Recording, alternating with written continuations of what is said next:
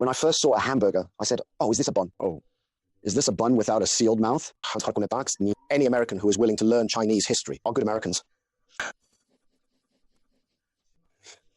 least he wants to know about us. There are many other examples like this. For example, Genghis Khan, their perspective may be more on him. Globalization, they think he is a pioneer of globalization. In Genghis Khan's thinking, he felt that the world should be integrated. If conditions permit, we would take care of all of them.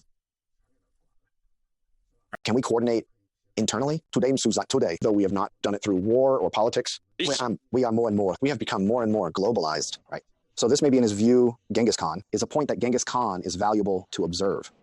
There is also his voyages to the Western Seas. In Zheng He's era, in that era, they had never seen such a large fleet or even such a big ship, right? Right. So they constructed another idea.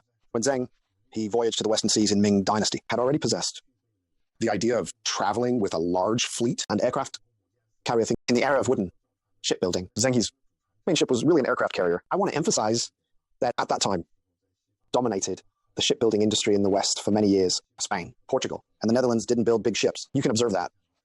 You may say it's because of their lack of skills. Oh, ship should be big. It's hard to drive a big ship. And many ports can't enter, and many straits cannot be passed. Do you know that he didn't think ships should be big? Why could Columbus' fleet still reach America?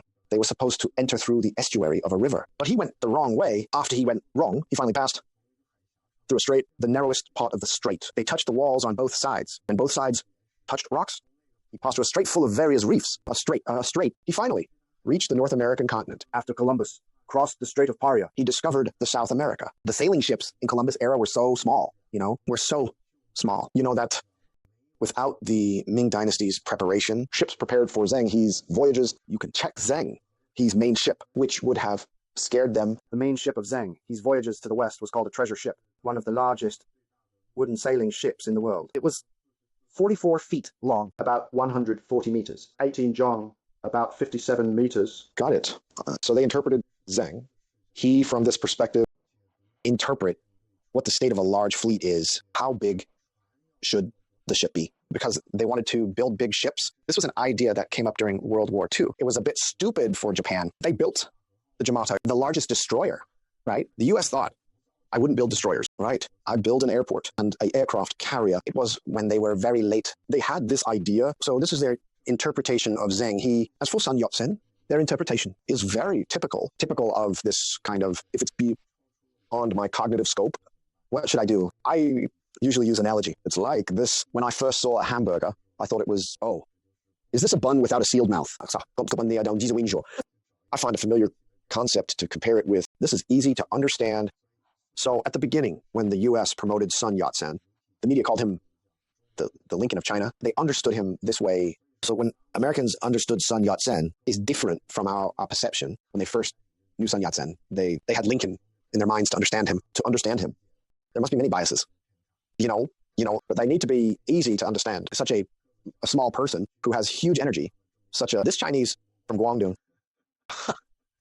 he can only compare wealth first. Do you understand? So the advantage of Bifu is that it simplifies the cognitive process, but its problem is that it is not very accurate. There must be some gaps. So when it comes to Mulan today in the Western world, because of the movies, animated films, and live action, people gradually have an understanding of Mulan. But this process is quite tortuous because the angle of who a Mulan he looked at is different. Chinese Mulan's loyalty. Chinese Mulan mainly emphasizes loyalty and filial piety. It doesn't particularly emphasize her martial arts and her hidden gender and her ability to hide her gender. This is actually just a passing mention. And heroes return. The war is over.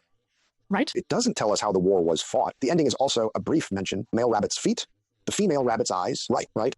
Two rabbits run together is just mentioned briefly, so he didn't emphasize this. What he emphasizes is that she joined the army. When it comes to China, when it comes to Hua Mulan joining the army for her father, the West can't understand it, and it can't be understood. It can only be understood as punk warriors.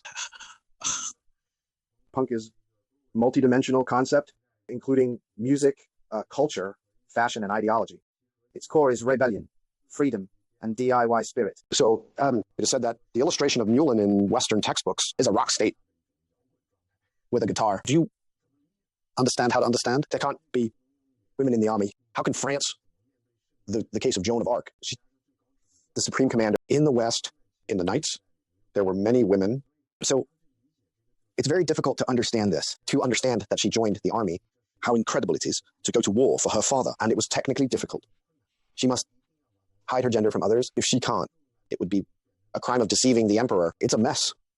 So it's hard for him to understand because there are not so many presuppositions. It's hard to understand. Isn't it just a woman joining the army? Is it really shocking? He couldn't understand the concept of loyalty and filial piety. So this is all because in his cognitive system, understand the people in our history, information biases that arise. Today, I wanted to run down the top 10 reasons Mulan is the best Disney princess. Number 10, just the song, I'll Make a Man Out of You. Figuring out the arrow pole. Oh my god, I love this scene. Number 8, Mulan added a condition by which one can become a Disney princess. Number 7, she's not driven by romance. Number 6, the fan move. Number 5, Mulan personally defeats the villain. Number 4, humility. Number 3, her willingness to get married at the beginning of the movie. Number 2, returning to war. And number 1, of course, is what the whole movie is based on. Mulan's decision to join the army to spare her father.